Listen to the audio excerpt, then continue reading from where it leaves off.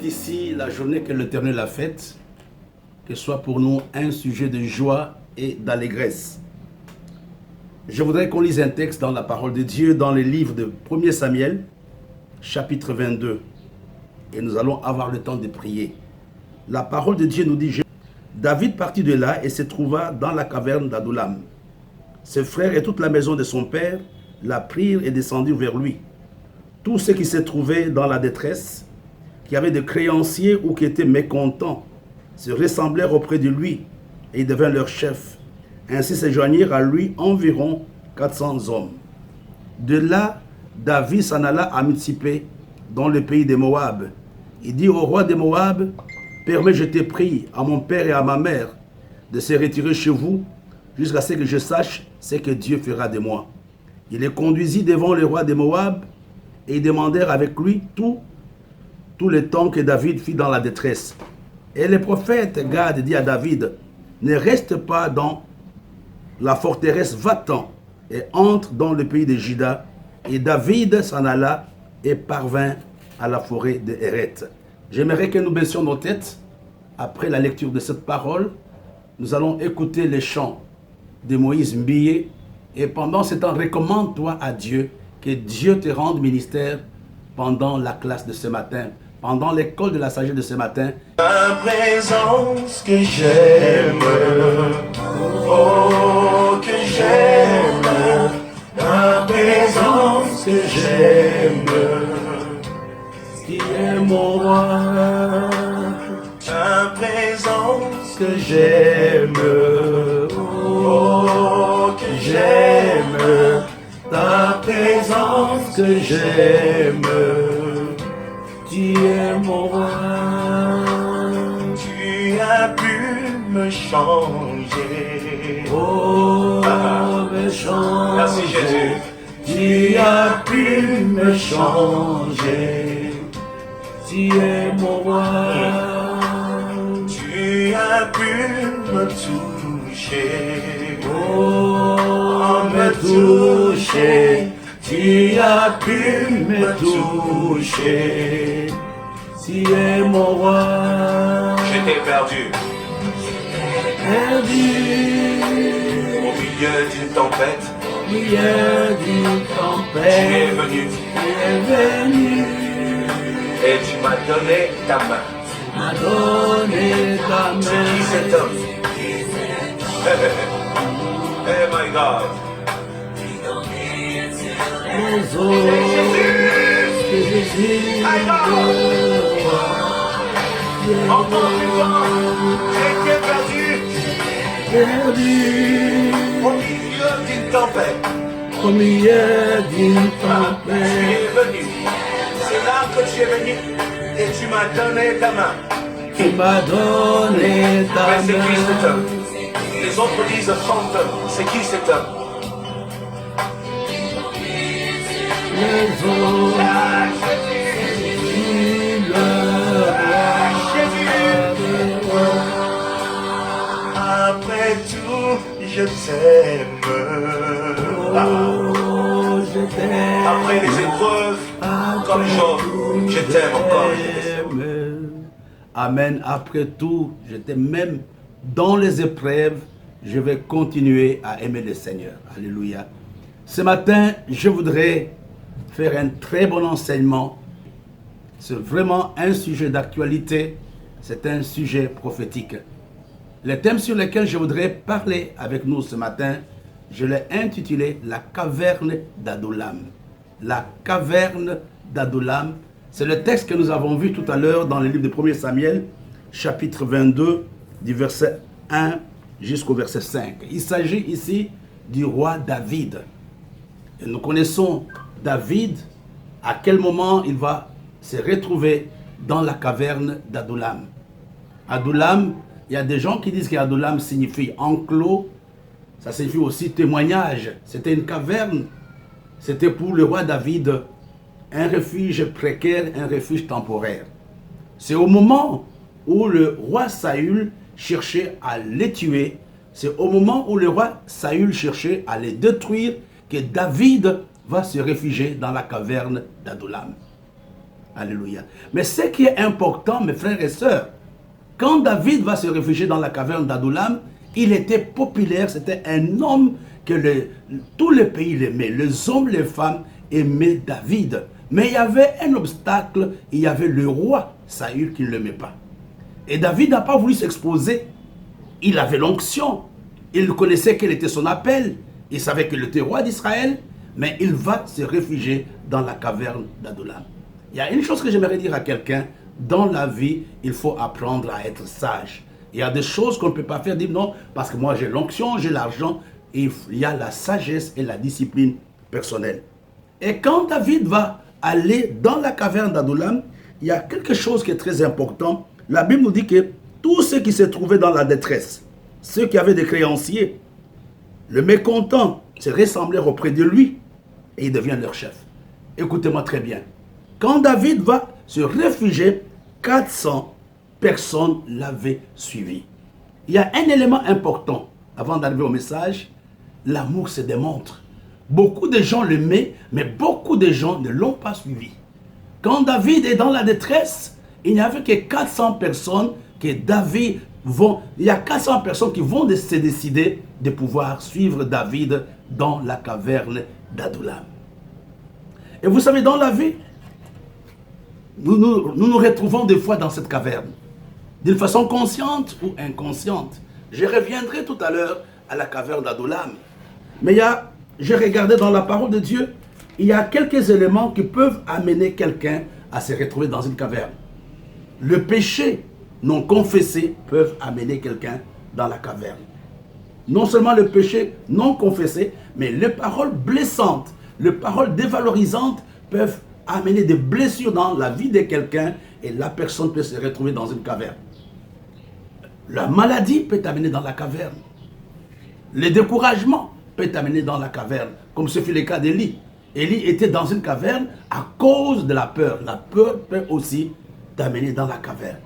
Mais ici, nous voyons David qui se trouve dans la caverne d'Adullam. Pourquoi il se retrouve dans la caverne d'Adullam? Parce qu'il avait peur. Il avait peur du roi Saül. Non seulement il avait peur, mais il voulait surtout protéger sa famille. La Bible nous dit qu'il s'était occupé de son père et de sa mère quand il était dans la caverne. C'est important, toi qui me suis, n'oublie jamais, c'est une obligation devant Dieu de prendre en charge ses parents. Quel que soit ce qu'ils sont devenus, quel que soit ce que tu es, c'est important ce matin que tu puisses penser à tes parents biologiques et même à tes parents spirituels. Ce n'est pas ça le but de notre enseignement. Mais nous voyons clairement dans la parole de Dieu, la Bible nous dit, de là David s'en alla dans le pays de Moab. Il dit au roi de Moab, permets, je te prie, à mon père et à ma mère de se retirer chez vous, jusqu'à ce que je sache ce que Dieu fera de moi. Il était dans la détresse, il était dans le problème, il était dans les difficultés, mais sa préoccupation était aussi de s'occuper de ses parents. Combien d'entre nous, pendant cette saison de confinement, ont carrément oublié leurs parents, même un simple coup de téléphone?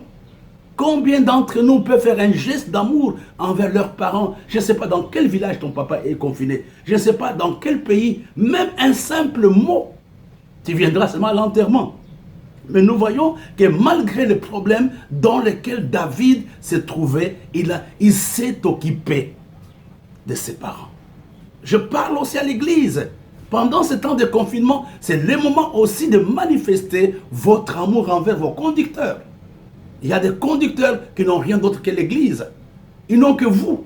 Mais si vous les oubliez, que pensez-vous qu'ils vont devenir?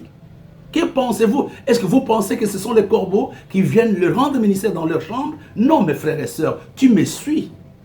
C'est important de penser aussi à ton père et à ta mère. Comme David l'avait fait. Il était dans la détresse. Il s'est occupé d'une équipe qui était avec lui. Mais en même temps, il a pensé à son père et à sa mère. Revenons à l'histoire d'Adullam. Adullam, c'était une caverne qui n'était pas très loin de Bethléem. Et n'oublions pas que David, quand il était jeune, il a grandi à Bethléem. Il connaissait un peu toutes les grottes qui se trouvaient, parce qu'une caverne, c'est une grotte qui était autour de Bethléem. Et c'est là où il va prendre refuge. C'est là où il va se réfugier. C'est comme pendant ces temps, nous sommes dans des cavernes. À cause des problèmes, à cause des difficultés, on a des cavernes collectives, mais il y a aussi des cavernes individuelles. Je ne sais pas dans quelle caverne tu te trouves, mais David se retrouve dans une caverne. Non seulement, il n'était pas seul, mais il y avait 400 personnes qui étaient des gens sans importance, mais qui vont faire confiance à David, qui vont lui faire confiance pendant ces temps de preuve. J'aimerais prier pour quelqu'un pendant ces temps de confinement, pendant ces temps difficiles, que Dieu mette sur ta route des hommes et des femmes qui peuvent te faire confiance. Mais bien aimé, si certaines personnes ne me faisaient pas confiance, il serait difficile que je puisse vous parler ce matin. Il serait difficile que je puisse organiser cette émission, parce que je ne peux pas le faire seul. Mais il y a des gens qui avaient accompagné David dans la caverne d'Adullam. Il y a des leçons importantes à retenir de la caverne d'Adullam. Beaucoup de gens me posent la question de savoir qu'est-ce qu'il avait fait. Je pense que David est resté là-bas pendant pratiquement plus d'1 an. Et jusqu'au moment où le prophète Gad viendra lui dire, le prophète Gad dit à David, ne reste pas dans la forteresse, va-t'en et entre dans le pays de Juda. Ce n'était pas sa propre décision. Je pense qu'il avait déjà trouvé du plaisir. Je pense qu'il s'est trouvé en sécurité dans la caverne d'Adullam. Mais le prophète vient lui dire, non, David, le temps de la caverne est arrivé à la fin. Il faut que tu sortes maintenant et que tu ailles dans le pays de Juda. Peut-être de contacter le virus, etc. C'est très très bien. Tu as raison de faire ça. Mais il y a un temps pour rester dans la caverne, mais il y a un temps aussi pour sortir de la caverne. Ne dis pas, non, moi je ne peux pas aller voir mes parents parce qu'ils sont malades. Non, je ne peux pas aller à l'église, je serai contaminé. Non, mon frère David avait trouvé refuge dans la caverne d'Adullam. Mais après un temps, le prophète Gad lui dit, David, le temps pour toi de sortir de la caverne est arrivé. Je parle à quelqu'un ce matin qui me suit. C'est le moment de sortir. C'est le moment de te protéger. C'est le moment de prendre le masque et de reprendre le chemin de l'église, mon frère et ma soeur. Tu vas rester pendant combien de temps dans la caverne d'Adullam? Tu vas rester pendant combien de jours? Et tu te flattes même disant non, je prends des précautions. Non, mon frère, tout peut nous arriver à n'importe quel moment. Après un temps, c'était Dieu qui avait permis que David puisse se réfugier dans la caverne. Mais il envoie le prophète Gad pour dire à David, sors de la caverne. Je ne vais pas m'éloigner ou m'égarer dans mon enseignement.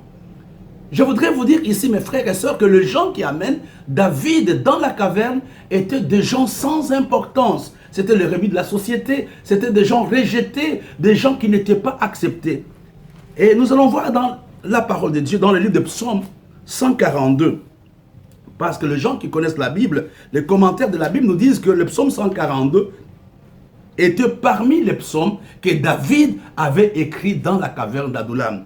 La Bible nous dit, de ma voix j'écris à l'Éternel, de ma voix j'implore l'Éternel, je répands ma plainte devant lui, je lui raconte ma détresse. Quand mon esprit est abattu au-dedans de moi, toi tu connais mon sentier, sur la route où je marche, ils m'ont tendu un piège. Jette les yeux à droite et regarde, personne ne me reconnaît. Tout refuge est perdu pour moi. Nul ne prend souci de mon âme.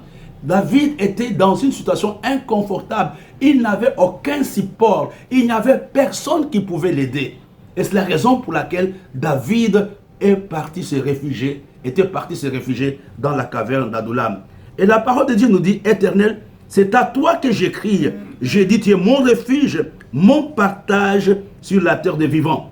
Sois attentif à mes cris, car je suis bien malheureux. Délivre-moi de ceux qui me poursuivent. Nous voyons que l'activité principale, parmi les activités principales de David dans la caverne d'Adullam, c'était la prière. Il répandait son âme devant le Seigneur. Il répandait son cœur devant Dieu. Il criait à lui. Il disait, bien sûr, je suis dans cette sécurité qui n'est que provisoire, mais je voudrais que tu me délivres de la main de méchants, de la main de gens qui me poursuivent. La première chose que je voudrais que tu comprennes, dans la caverne d'Adullam, la première activité que nous devons faire, c'est avoir une vie de prière. Et non seulement dans la caverne, on apprend à prier. Et quand vous regardez, il dit, à partir du verset 8, Le psaume 142, tire mon âme de sa prison. La caverne est aussi une prison. Afin que je célèbre ton nom, les justes viendront m'entourer quand tu m'auras fait du bien. Qui est-ce qu'il appelle juste? C'était des gens qui étaient avec lui dans la caverne. C'était les 400 personnes qui étaient des gens qui n'avaient pas de moralité. C'était des gens plus ou moins rejetés par la société. La caverne, mes bien-aimés, est aussi un moment de la formation. Les gens qui étaient avec David dans la caverne étaient aussi en formation. Parce qu'après David le baptise, après David les qualifie de justes. La caverne est un lieu dans lequel tu dois apprendre à prier.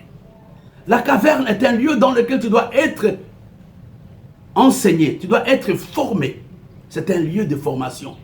La caverne, c'est aussi un lieu de transformation. Les gens qui étaient sans valeur, ici, David les appelle comme étant des justes. Je voudrais dire à quelqu'un, pendant cette crise sanitaire, tu dois avoir la vie de prière. Tu dois dire à Dieu, transforme-moi. Tu dois te former à quelque chose. Il ne faut pas que cette crise s'arrête sans que Dieu puisse faire quelque chose dans ta vie. Moi, je prie tous les jours. Je dis à Dieu, Seigneur, pendant ce confinement, pendant ce temps difficile, je voudrais être une autre personne. Je voudrais être une autre personne. Dans la caverne, on apprend à prier. Dans la caverne, on est formé. Dans la caverne, on est formé. Il y a aussi la transformation dans la caverne. Les gens qui étaient sans valeur, David les appelle comme étant les justes. J'aimerais qu'après cette période difficile, pas seulement par rapport au confinement, quelle que soit l'épreuve dans laquelle tu te trouves, Dieu doit faire quelque chose dans ta vie. Dieu doit faire quelque chose dans ta vie. Mes frères et sœurs, j'essaie de le répéter. Si on n'a pas eu toutes ces épreuves, si on n'a pas eu cette crise, je ne pense pas qu'un jour, j'allais commencer à organiser la classe de la sagesse, l'école de la sagesse. Je n'allais pas le faire. Mais il y a toujours quelque chose qui arrive. Qu'est-ce que je veux dire par là? Dans la caverne, quand bien même les choses sont difficiles, il y a toujours des choses que Dieu fait dans la vie d'un homme qui se trouve dans la caverne. La caverne est aussi un endroit de communion. Alors, je voudrais ici, en guise de conclusion, vous donner 4 principes qui sont importants ce matin dans notre enseignement. La caverne. Il y a 4 principes que je voudrais mettre devant vous. La route des épreuves n'est pas une route sans issue. Quand je suis dans les épreuves, d'une façon ou d'une autre, je m'en sortirai. La route des épreuves n'est pas une route sans issue. Il était dans la caverne, le prophète Gad est arrivé, il lui a dit, il est temps que tu sortes de cette caverne. Je te dis, c'est samedi 23 mai, Dieu est capable de te donner une route. Et la deuxième chose que j'aimerais que tu comprennes, toute épreuve me conduit à une position nouvelle. Toute épreuve.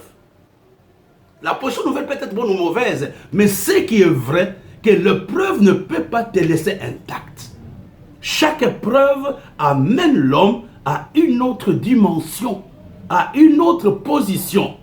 C'est à toi de dire ce matin, je voudrais atteindre une autre dimension.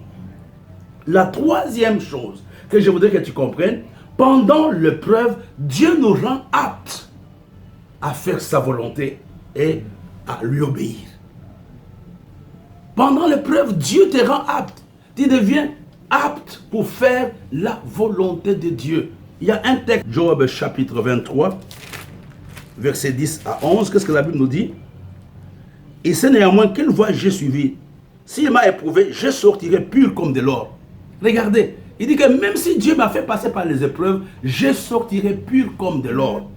Mon pied s'est attaché à ses pas, j'ai gardé ses voies, je m'en suis point détourné. Après le temps dans la vallée d'Adullam, David n'était pas la même personne. Après le temps dans la vallée d'Adullam, même les gens qui l'avaient accompagné, nous aurons l'occasion d'en parler un jour, et vous allez voir que ces gens ont appris la fidélité dans la vallée d'Adullam. Ils vont rester avec David. Et quand vous lisez dans le 2 Samuel chapitre 23, parmi les généraux, les gens les plus proches, il y a 3 qui étaient avec David dans la vallée d'Adullam. Je parle à quelqu'un ce matin, tu es dans la vallée d'Adullam. Il est temps que tu sortes de cette vallée. Il est temps que tu demandes à Dieu, mets-moi au large de la vallée dans laquelle je me suis trouvé à cause de tel ou de tel problème. David était dans la vallée d'Adullam à cause de la peur. David était dans la vallée d'Adullam parce qu'il cherchait une sécurité pour lui et pour ses parents. Dans la vallée d'Adullam, j'apprends à prier.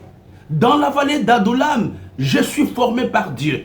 Dans la vallée d'Adullam, il y a la transformation. Et dans la vallée d'Adullam, il y a la communion avec mon frère et ma soeur. Chaque route qui mène vers une épreuve a toujours une sortie. Chaque épreuve t'amène à une autre position.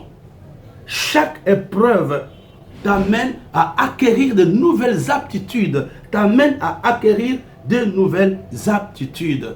Je m'adresse à toi ce matin. David n'est pas mort dans la vallée d'Adullam.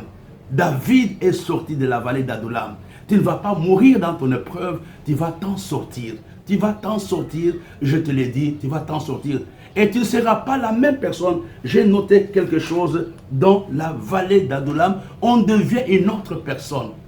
J'aimerais qu'après ces temps de confinement, j'aimerais qu'après le problème de ton mariage, j'aimerais qu'après la maladie, que Dieu fasse de toi une autre personne. Ce matin, nous voulons dire à Dieu, Seigneur, nous voici, parle-nous, nous voulons sortir de la vallée, de la caverne d'Adullam. Il fallait que Gad parle. Ce matin, je te parle. Dieu te parlera. Dieu te parlera et tu vas sortir victorieux de la caverne d'Adullam. Tu ne seras pas la même personne. Le jeune David qui était entré dans la caverne d'Adullam et à la fin de son temps dans la caverne d'Adullam, c'était une autre personne.